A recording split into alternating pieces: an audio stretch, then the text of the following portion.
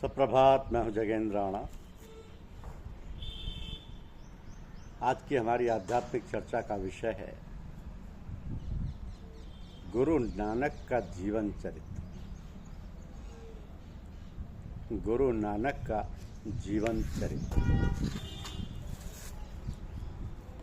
गुरु नानक साहब का विवाह 12 से 16 वर्ष की आयु के बीच बटाला जिला गुरदासपुर पंजाब निवासी श्री मूला की सुपुत्री बीबी सुलक्षणी से हुआ।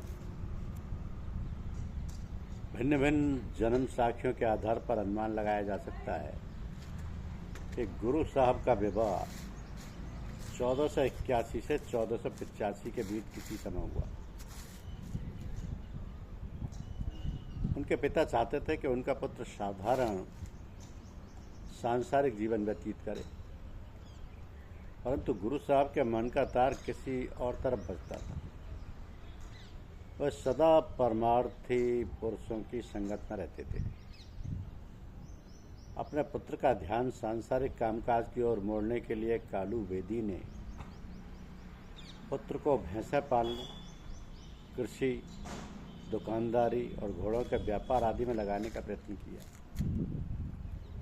परंतु गुरु साहब का मन इन कामों में नहीं था और उनके असाधारण व्यवहार के कारण यह समझा जाने लगा कि लड़के की बुद्धि ठिकाने पर नहीं है।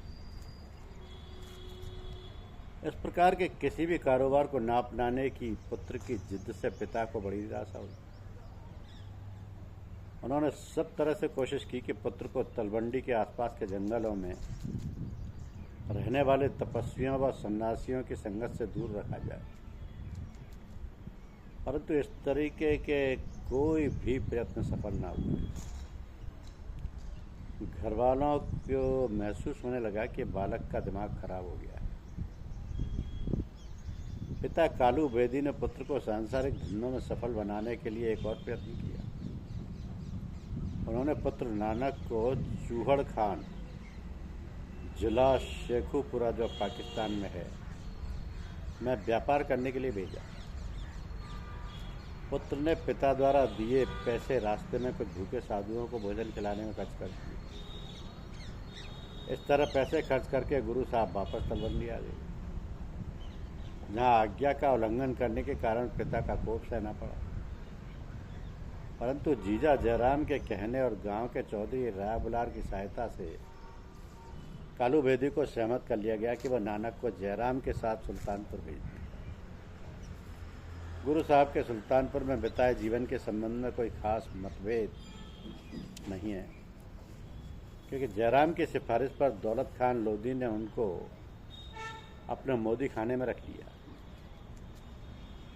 गुरु साहब ने सांसारिक धंधा स्वीकार तो कर लिया, पर उनके मन की हालत में कोई परिवर्तन न हुआ। वह दिन में यथाशक्ति अपनी नौकरी के कर्तव्य को पूरा करते, परंतु रात को समय भजन सिमरन में ही बिताते। इस समय में ही गुरु साहब को पहली बार आंतरिक रूहानी अनुभव प्राप्त होने का लिखित रूप में प्रमाण मिलता है।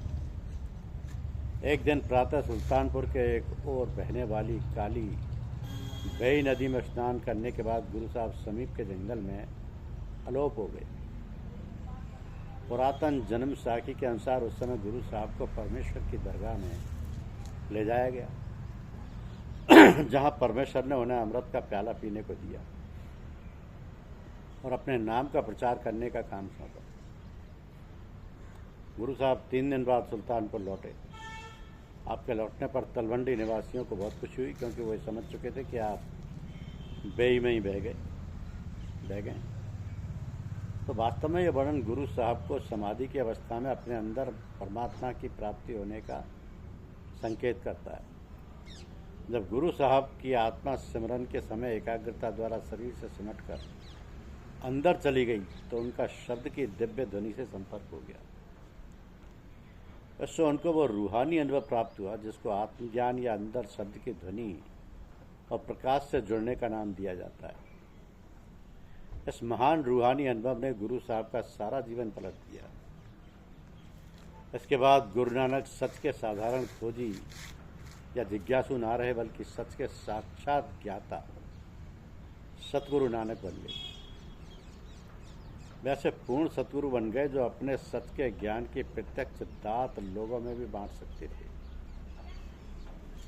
इस प्रश्न के विषय में काफ़ी मतभेद पाया जाता है कि गुरु साहब का कोई गुरु था या नहीं। सिखों की परंपरागत विचार सिखों का यही है कि गुरु साहब का कोई गुरु ना था। उनका विचार है कि काले भाई के पास के जंगल में प्राप्त हुए महान रूहानी अनुभव के समय परमात्मा ने गुरु साहब को अपने नाम की महिमा और लोगों में सच्चे रूहानी ज्ञान का प्रचार करने का कार्य सौंपा। परंतु कुछ विद्वान जोर देते हैं कि गुरु साहब का गुरु जरूर था। कबीरपंथी आमतौर पर इस बात का दावा करते हैं कि गुरु नानक को कबीर साहब से ज्ञान प्राप्त हुआ।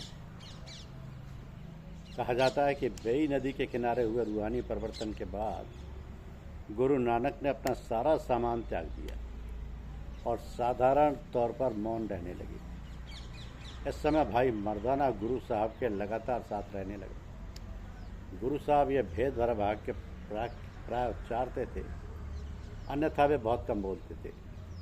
ना कोई हिंदू है, ना मुसलमान है। इस सरल वचन से केवल आपकी दिव्य दृष्टि और विश्वव्यापी प्रेम का पता लगता है। पर फिर भी अनेक लोग इस बात से चलते थे। शासक वर्ग के लोग तो विशेष रूप से इस बात का बुरा मानते थे कि गुरु साहब हिंदुओं को मुसलमानों के बराबर कहते हैं। इस संबंध में सूबेदार नवाब दौलत खान के पास शिकायत की गई। दौलत खान ने यह कहकर शिकायत रद्द कर दी कि गुरु नानक एक फकीर है जिनके वचन आसानी से समझ में नहीं आ सकते। इस अवसर पर इस्लामी सरह की व्याख्या करने वाला काजी भी मौजूद था और उसने भी शिकायत का समर्थन किया। उसने नवाब से गुरु साहब को बुलाने के लिए कहा। जब गुरु साहब वहाँ पहुँचे तो नवाब ने उनका स्वागत किया और उनको अपने बराबर में बिठा लिया। इसी बीच मुसलमानों की शाम की नमाज का समय हो गया। सब लोग उठकर मस्जिद में चले गए। गुरु साहब भी उनके साथ चले गए। जब काजी ने नमाज शुरू कराई तो आशा के विपरीत गुरु साहब खड़े रहे और सजदा ना किया। काजी को इससे शिकायत का एक और मौका मिल गया।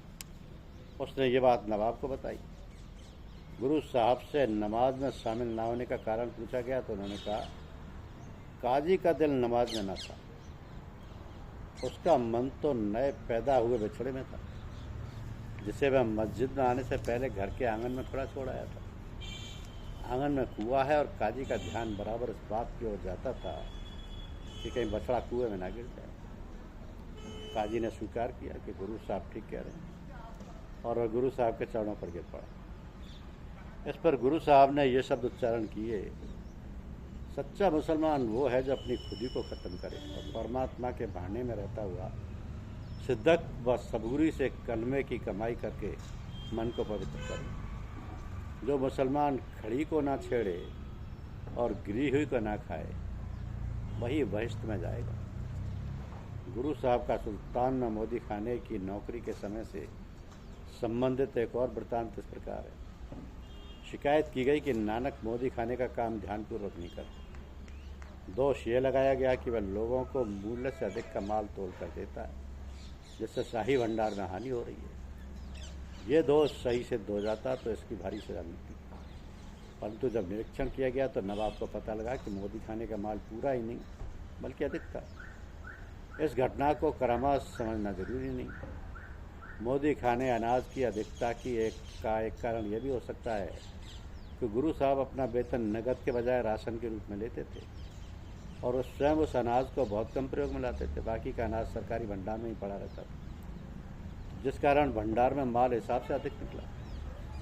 सन 1500 से 1520 तक का समय गुरु साहब ने अपने रूहानी उपदेश के प्रचार के लिए की गई यात्राओं में बिताया। इन यात्राओं को गुरु साहब की उदासियों का नाम दिया जाता है। गुरु साहब की उदासियाँ, क्योंकि इनमें गुरु साहब एक त्यागी की भांति विचरते रहे। उन्होंने एक यात्री का वेश अपना लिया और जहाँ भी जाते वहाँ के वातावरण और आवश्यकताओं के अनुसार पहनावा धारण कर लेते थे। दक्षिण भारत की यात्रा के समय गुरु साहब ने पैरों में खड़ाऊ पहनी हुई थी, हाथ में छड़ी थामी हुई थी, सिर पर पगड़ी की तरह रस्सी लपेटी हुई थी और मस्तिष्क पर तिलक लगाया हुआ था। कहा जाता है कि उत्तर भारत की यात्रा के समय गुरु साहब ने पैरों में चमड़े की जूती और सिर पर चमड़े की टोपी पहनी हुई थी, कमर में रस्सी लपेटी हुई थी और माथे पर केसर का तिलक लगाया हुआ था। ये भी कहा जाता है कि मक्के की यात्रा के समय आपने एक मुसलमान हाजी का नीला लिबास पहना हुआ था, हाथ में फ़कीरों का डंडा था और बगल में अपनी बाणी की एक पोथी थी। उन्होंने एक मुसलमान साधक परहेजगार की तरह वजू करने के लिए हाथ में लोटा और भजन सिमरन के समय नीचे बिछाने के लिए मुसल्ला भी रखा हुआ था। इससे परिणाम निकलता है कि गुरु साहब जहाँ भी जाते थे वहाँ के लोगों के साथ घुल मिल जाते थे और उनका ही धार्मिक पहनावा अपना लेते थे। स्वाभाविक तौर पर उससे उनको जनसमूह में अपने रूहानी उपदेश का प्रचार करने में आसानी होती होगी। भाई गुरदास बताते हैं कि इस यात्रा में गुरु साहब की अनेक तपस्वियों, योगियों, सिद्धों, नाथों, गुरुओं, शिष्यों आदि से मुलाकात हुई। गुरु साहब ने देखा कि लोगों के समूह देवी देवताओं और अन्य अनेक प्रकार के छोटे बड़े इष्टों की पूजा में लगे हुए हैं। धर्म स्थानों और तीर्थों की लंबी यात्रा के दौरान गुरु साहब सच्चे प्रभु भक्त की तलाश करते रहे, परंतु उनको कोई ऐसा भक्त ना मिला। हिंदू बहुत मिले, मुसलमान बहुत मिले और उनके गुरु, पीर, पंडित, काजी भी बहुत मिले, परंतु गुरु साहब ने देखा कि अंधे अंधों के नेता बनकर उनको कुएं में धकेल रहे हैं। अंधे अंधों के नेता बनकर उनको कुएं में धकेल रहे हैं। सुल्तानपुर से गुरु नानक और मर्दाना पश्चिम की ओर गए।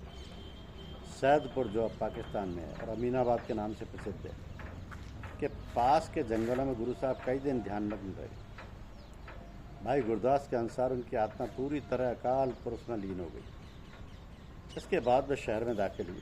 वहाँ एक बड़ई भाई लालो के घर में ठहरे। गुरु साहब के भाई लालो के घर जाने से शहर का चौधरी मलिक भागो बहुत लाल पीला हुआ। मलिक भागो, क्योंकि गुरु साहब ने उसके घर में होने वाले भोज में शामिल होने से इनकार कर दिया था। मलिक भागो गुरु साहब से गुस्से में बोला और उसने शिकायत की कि इसमें मेरा बहुत अनादर हुआ है। गुरु साहब ने एक हाथ में भाई लालो की कोदरे की सूखी रोटी और दूसरे में मलिक भागो की घी में सनी कचौड़ी लेकर दोनों को निचोड़ा। भाई लालो की रोटी में से दूध और मलिक भागो की कचौड़ी में से खून टपकने लगा। गुरु साहब ने समझाया कि भाई लालो की सूखी रोटी हक हलाल की, अर्थात खून पसीने की कमाई है, और मलिक भागो के पकवान रिश्वत और अत्याचार की उपज। सैदपुर से गुरु साहब अपने साथी मर्दाना सहित एक एकांत जंगल में चले गए। इस सफ़र में वे एक ठग शेख सज्जन के घर जा पहुँचे। उसने दोनों मेहमानों को कुएं में फेंकने की योजना बनाई, परंतु इस महान संत सतगुरु की संगति और रूहानी तेज का उस ठग पर इतना गहरा प्रभाव पड़ा कि अपनी योजना को त्याग कर सज्जन ने अपने इस नीचे इरादे और पहले किए हुए पापों की गठरी गुरु साहब के सामने खोल दी और अपने गुनाहों का प्रायश्चित किया। अंत में वह गुरु साहब का सच्चा सेवक बन गया। जिस स्थान पर घटना घटी वहाँ पहली धर्मशाला बनाई गई।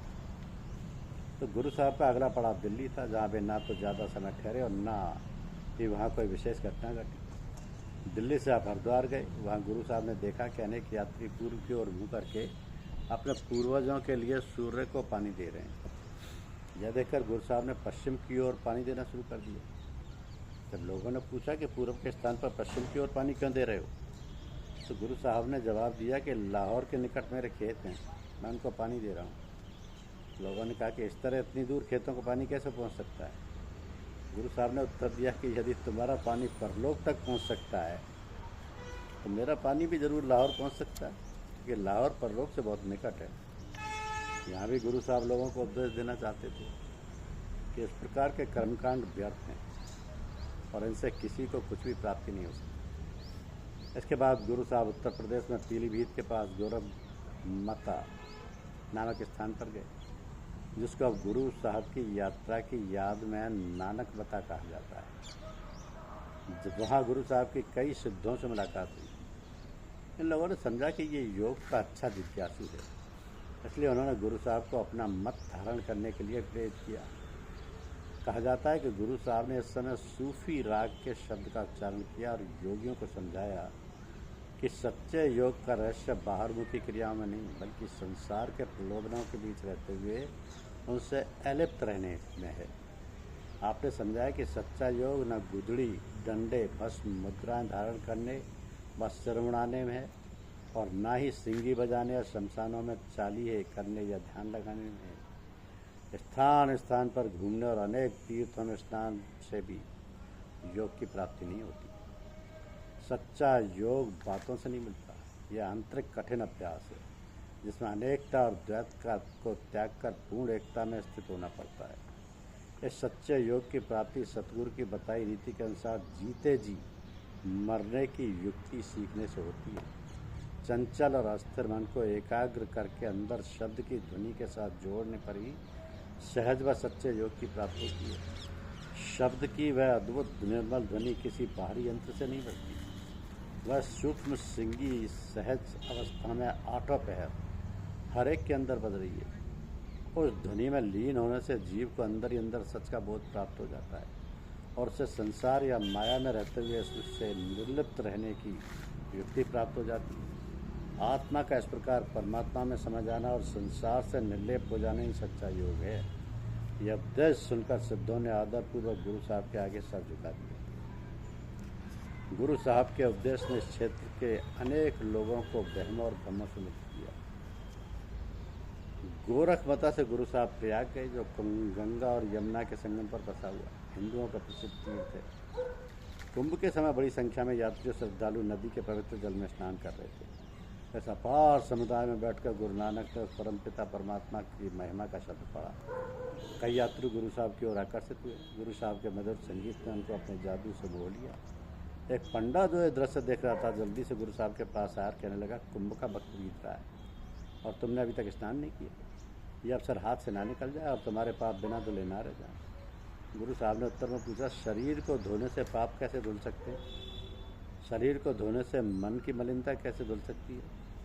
फिर गुरु साहब ने एक और शब्द का उच्चारण किया जिसमें उन्होंने विचार प्रकट किए कि शरीर को धोने से मन निर्मल नहीं हो सकता। निर्मल वास्तव में वे लोग हैं जिनके हृदय में वह निर्मल परमात्मा बस जाता है। गुरु साहब का पहनावा हर एक का ध्यान अपनी ओर आकर्षित करता था, क्योंकि वह ना तो पूर्ण रूप से गृहस्थियों का वेश था, ना ही साधुओं या फकीरों का। उस समय का एक विद्वान पंडित जिसका नाम चतुरदास था, गुरु साहब के पास आकर पूछने लगा, हे भद्र पुरुष, तू किस धर्म को मानता है?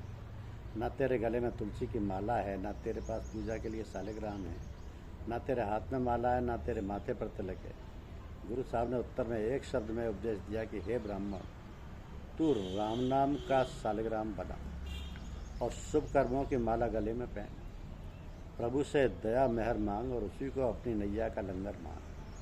तो बंजर धरती को पानी देने और रेत की दीवारें खड़ी करने में समय क्यों नष्ट कर रहा है? मन को बैल बनाकर हरि भक्ति के रहट की माल द्वारा राम नाम के अमृत से जीवन के खेतों को सींच, तभी प्रभु रूपी माली तेरे कार्य पर प्रसन्न होगा। तो ऐसा था गुरु नानक जी का जीवन चरित्र। धन्यवाद।